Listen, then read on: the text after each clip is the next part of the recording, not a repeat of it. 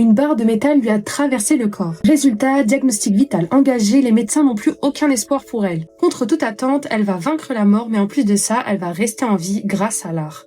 Et aujourd'hui, je te parle de Frida Kahlo et l'art-thérapie.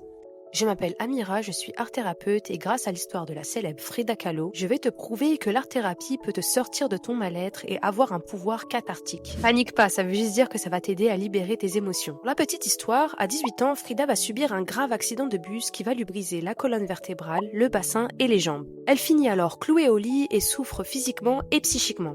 En plus de ça, elle apprend qu'elle ne pourra jamais avoir d'enfant, alors que c'était l'un de ses plus grands souhaits. C'est dans cette période ultra sombre qu'elle va se mettre à peindre. Dis-toi que c'était absolument pas pour devenir artiste, mais vraiment pour rester en vie. Elle installe alors un miroir au-dessus de sa tête et commence à peindre, encore et encore et encore. Chaque toile représente alors une émotion qui sort d'elle-même. Peint alors la douleur ou la rage qu'elle a en elle. Ça va lui permettre de rester en vie malgré son terrible accident et le fait que son mari la malmène. Mais Jamy, comment un dessin peut t'aider à aller mieux ?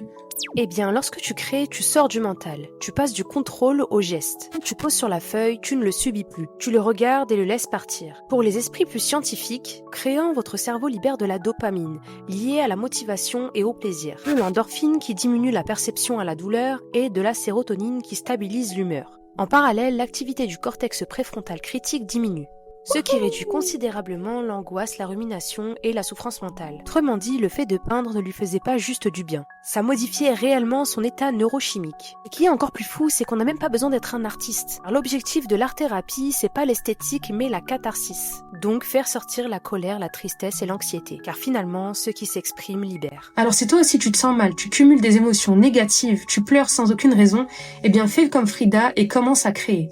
Si tu veux que je t'envoie des exercices d'art-thérapie hyper efficaces, commente alors Frida, et c'est avec plaisir que je t'en enverrai. À plus!